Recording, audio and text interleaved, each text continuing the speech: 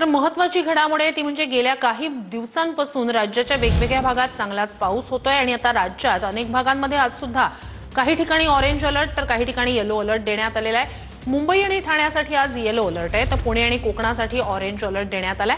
पुढचे काही दिवस राज्यात मान्सून पूर्व पावसाचा अंदाज व्यक्त करण्यात आलाय। पुण्यात कालही पावसानं जोरदार हजेरी लावली आहे। एनडीए परिसरात 103 मिलीमीटर पावसाची नोंद झाली आहे तर मगरपट्टा परिसरात 54.4 मिलीमीटर पावसाची नोंद झाली आहे। मुंबईत गोरेगाव अंधेरी यासह अनेक भागांमध्ये काल रात्री जोरदार पाऊस होता। वादळी वाऱ्यासह पाऊस राज्याच्या अनेक भागांमध्ये होतोय। मुंबईत सुद्धा चांगलाच सोसाट्याच्या वाऱ्यासह पाऊस झालेला आहे। गोरेगाव भागातली दृश्य आपण पाहतोय।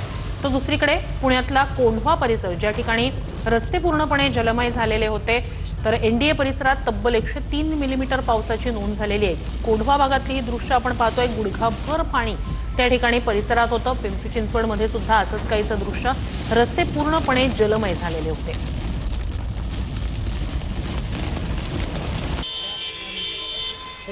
तर धाराशिव जिल्ह्याला मान्सून पूर्व पावसानं झोडपलंय। मागच्या 4 ते 5 दिवसापासून जिल्ह्यात मुसळधार पाऊस सुरू आहे। रात्रभर झालेल्या पावसानं रस्ते जलमय झालेत, सखल भागात पाणी साचलंय।